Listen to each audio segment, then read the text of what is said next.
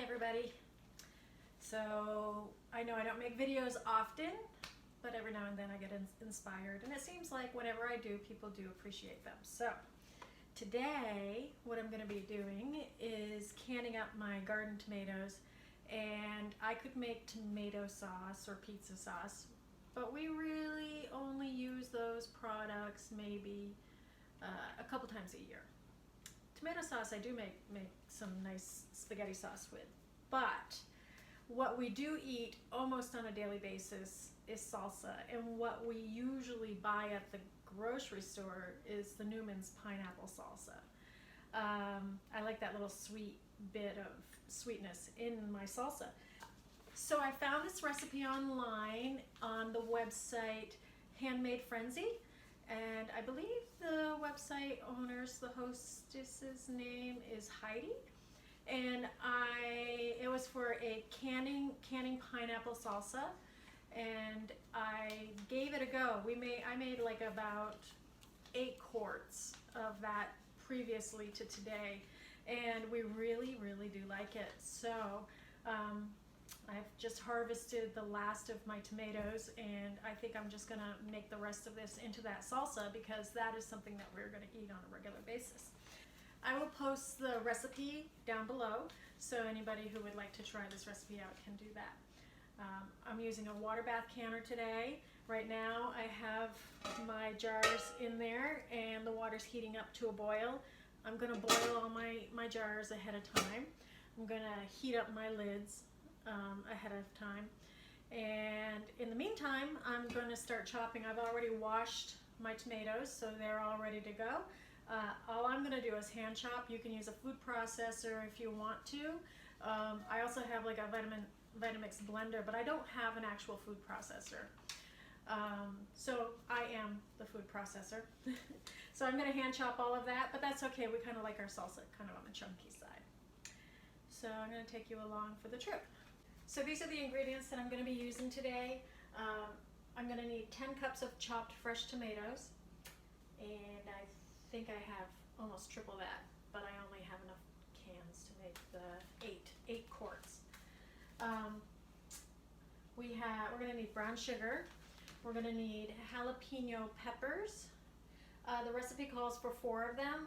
My husband does not care for things too spicy, so I only put 2 per batch. It calls for onion, salt, tomato paste, 2 cans of crushed pineapple, cumin and garlic powder, canning vinegar. You want to make sure it's you want to make sure that it's the 5%. The cleaning vinegar is 6%, so it can be a little bit more accurate. So when you're looking for canning vinegar, make sure it's the 5%.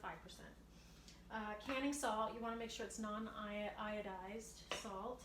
I believe the reason for that is just discoloration in the jars. I don't think that it's gonna ruin everything, but I don't know for sure why you don't use iodized salt.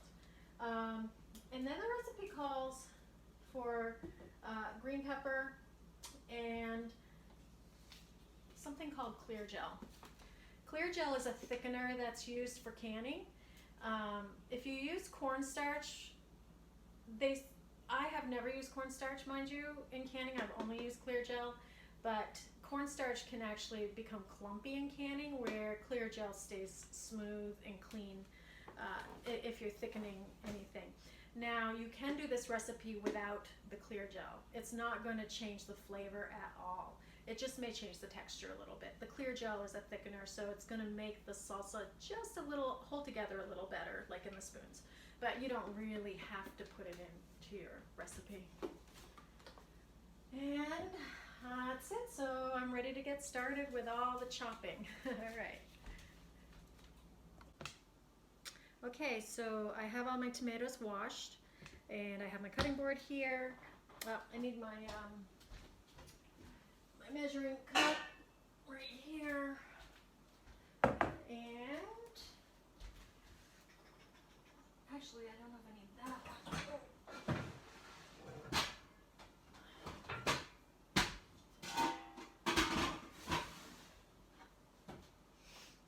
My pot to put the salsa into. The first thing I'm going to do is cut up 10 cups of tomatoes. I do inspect my tomatoes, make sure there's no bruising, rotting, cracking. You want to make sure that they're in good condition. Like if there's a little scratch there, I'm not worried about that. But I do try to make sure that they're not rotting at all. I just tossed one in the trash or in the compost that looked like it was rotting. So I'm just going to remove my stem here.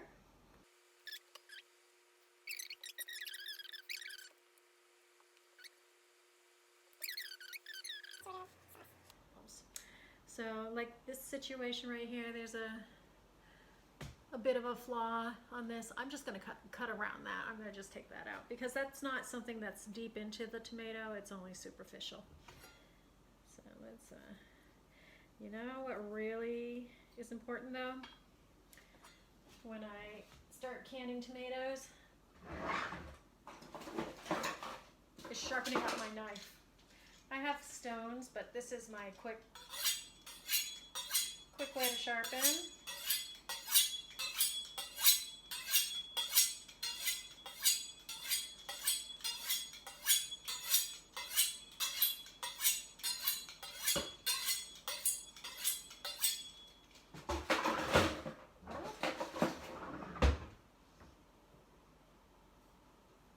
Wipe off any burrs or stains.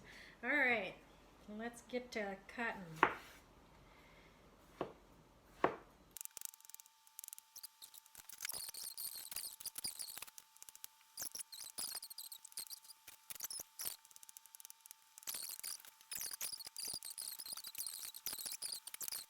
All right, so there's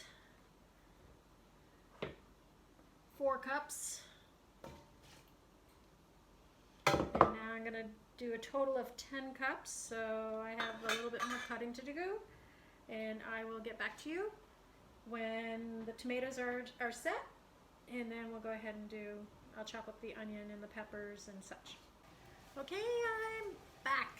So I have completed the 10 cups total, so that's going to go into my pot. Next, it's going to be let's see, 1 cup of green pepper chopped and 2 cups of onion chopped. So you want to de-seed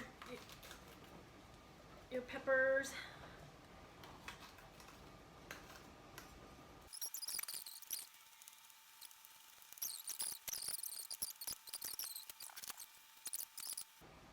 Let's get that going. Maybe I'll chop this up a little smaller so it spreads out a little more evenly through my mix.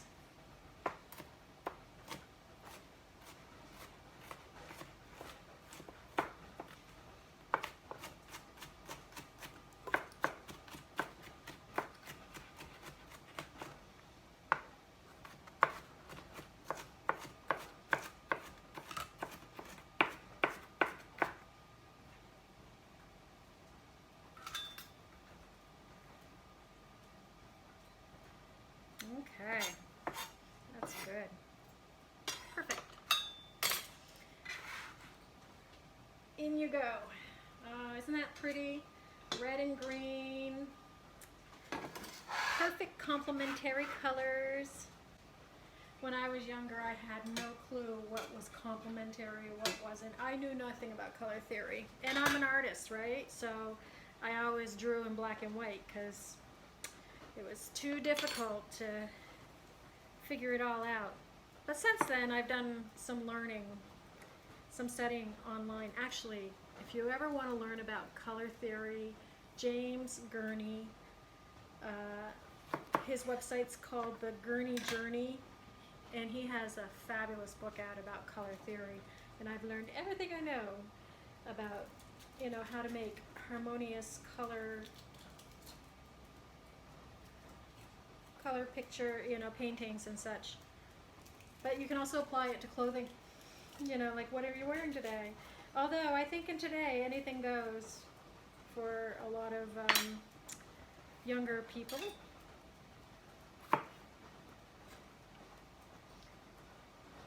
My daughter just had a new baby, and little girl, and she was quite funny. She's like, she's not going to wear pink. Pink is not something I want to identify her with.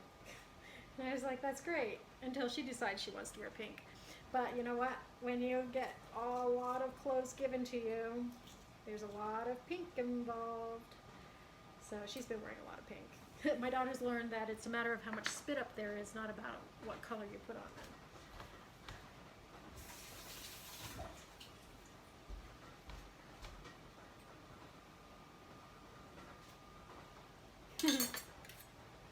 Alright, so I do deseed because the spicy is not welcome. But I like a little bit of heat. I have learned to like a little bit of heat since my daughter married her Indonesian husband, and we eat a lot more Indonesian style food. I explore Indonesian recipes so that when he comes to visit, he can feel at home with us, not having to eat meat and potatoes all the time.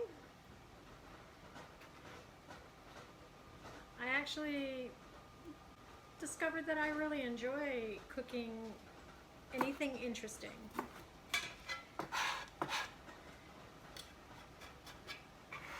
Alright, here go the red peppers. There you go. Next will be the onions. Onion.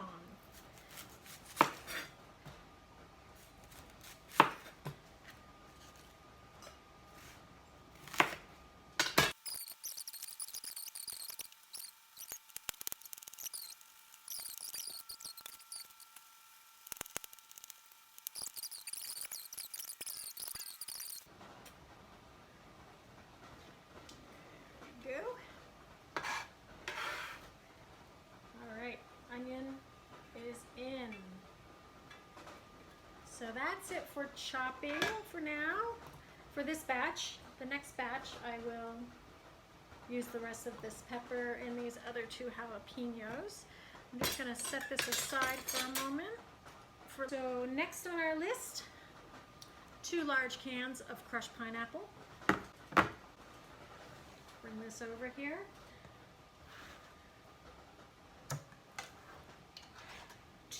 I think other people are making this recipe because there weren't a lot of options for crushed pineapple, and I suppose you could use your blender and use fresh pineapple, that, or even cut up fresh pineapple. That would be so good.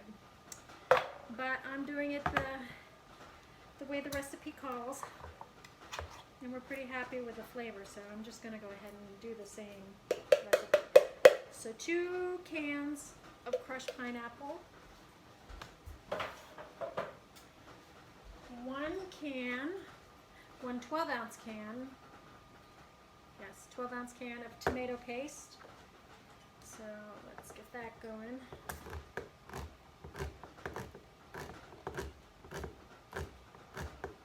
When I do tomato paste, you remember those push-ups when you were a kid? Oh, actually this may not work. This is a different type of can. But often what I'll do is I'll open the top lid, open the bottom lid, and remove the lid and push it down through with the top lid. And it gets all the paste out. This can right here has an interesting bottom, so there's no way that I can use the lid. So I will use a spatula.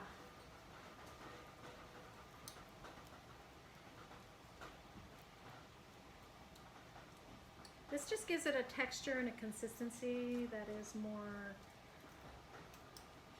and a flavor that's not so like tomatoes.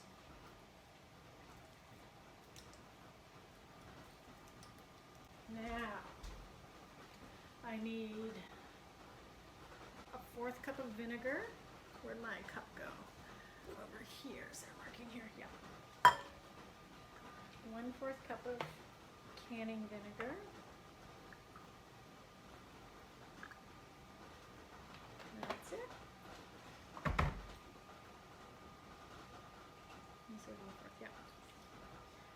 1/4 cup of vinegar. So now we need the dry ingredients. So I need a cup of brown sugar. I'm going to use my 1/2 cup.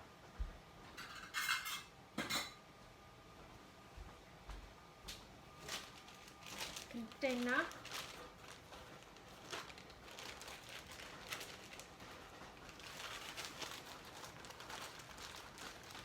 I pack it. Well, this is about a 1/2 cup in the bag, so I'm just gonna go ahead and put that in. And now open the next bag. If you don't have brown sugar, you can make brown sugar with molasses and white sugar. I have done it in a pinch for chocolate chip cookie recipes and such. There are recipes online that you can follow to do that. There we go. 1 cup.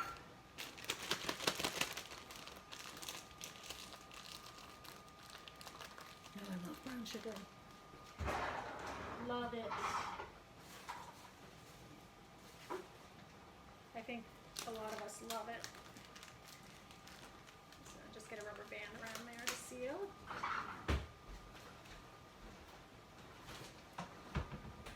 Okay, brown sugar's in there.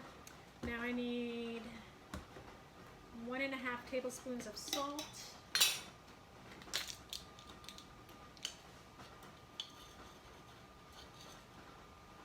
One and a half tablespoons of salt. And 2 teaspoons of garlic powder.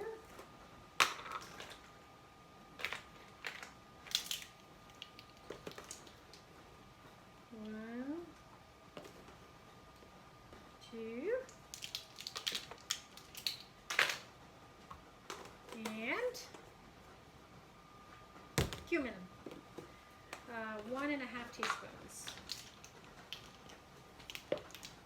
I did not know that cumin was cilantro seeds until this year. One, I'll just use that. Again, not my husband's favorite, but he doesn't really taste it in the salsa. I mean, he must taste it, but it must not turn him off. And so 3 tablespoons of clear gel right here. It's very powdery. It'll blow all over the place if you're not careful. 1, 2, 3. Not quite 3, but that's close enough. In this recipe, it's not like baking where everything has to be specific. Alright, that spoon is not gonna do it. That is not going to mix it.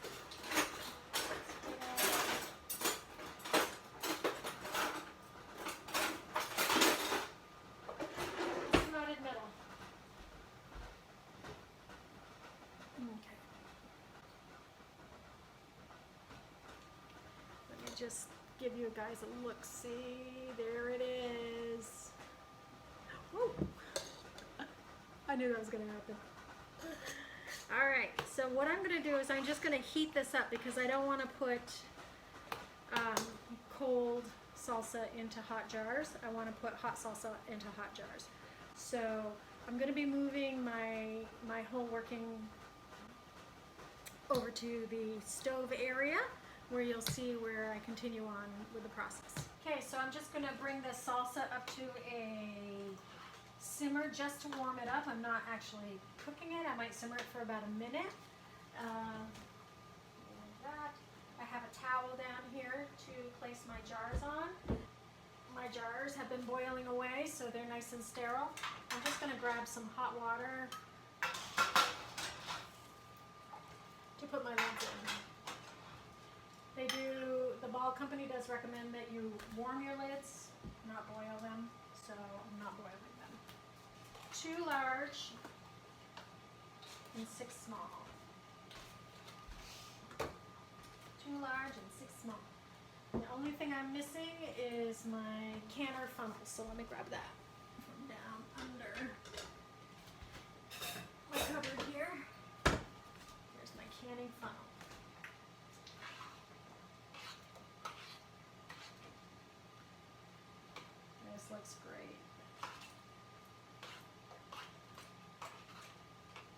So when I fill these jars, I'm going to debubble them. I'm going to leave an inch headspace on each jar, and I'm going to process them in the water bath canner for 15 minutes. So you bring the canner to a full boil, and then you time it for 15 minutes, and then it'll be completed.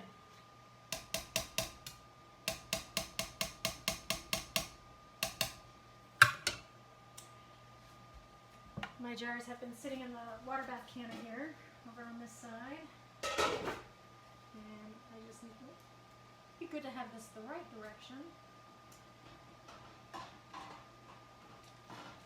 The thing when you're emptying out the water, make sure you have a good grip. And I always turn it so that it's not running down the handles. There we go. I think I'm going to be using 4 of these, so I'm going to go ahead and remove 4.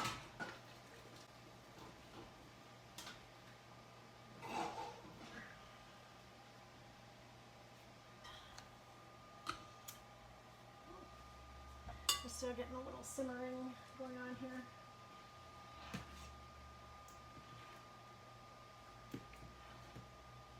So go ahead and fill your jars up to 1 inch headspace.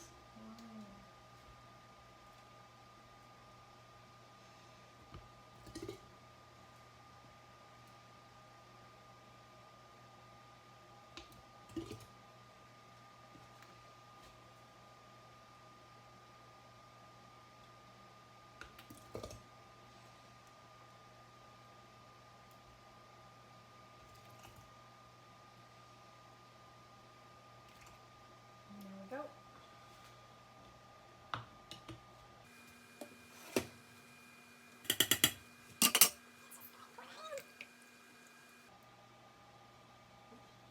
And there we go.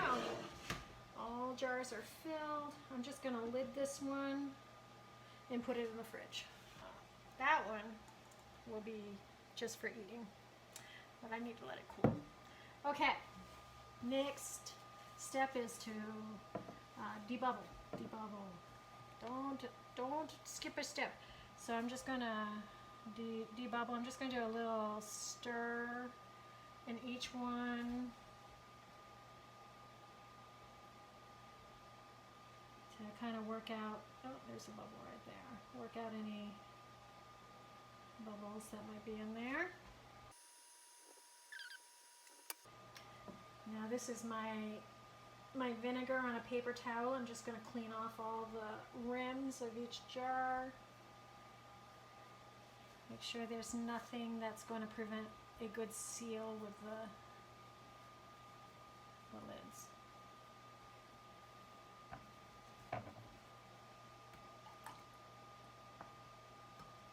And the lids go on.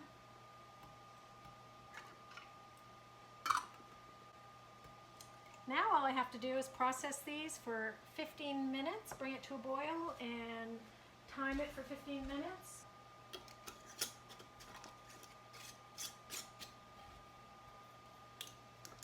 I don't overly tighten my rings. I snug them up with my fingers.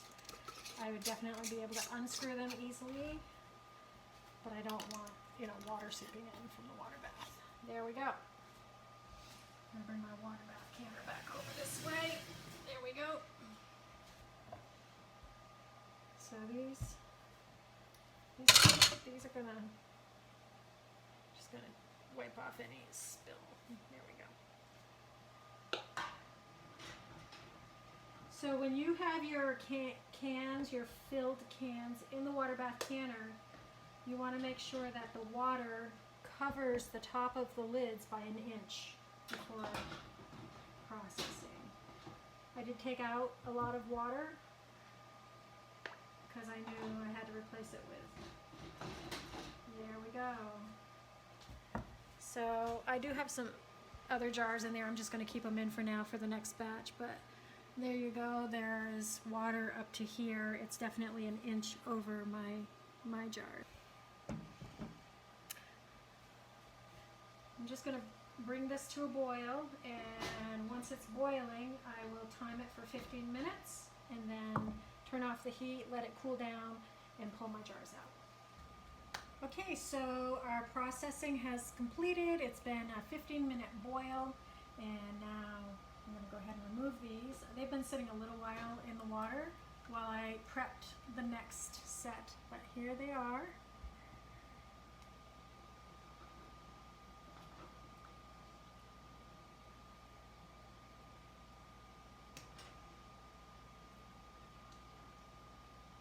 Three and four. Beautiful. I hope you enjoyed this video of me making pineapple salsa and canning it.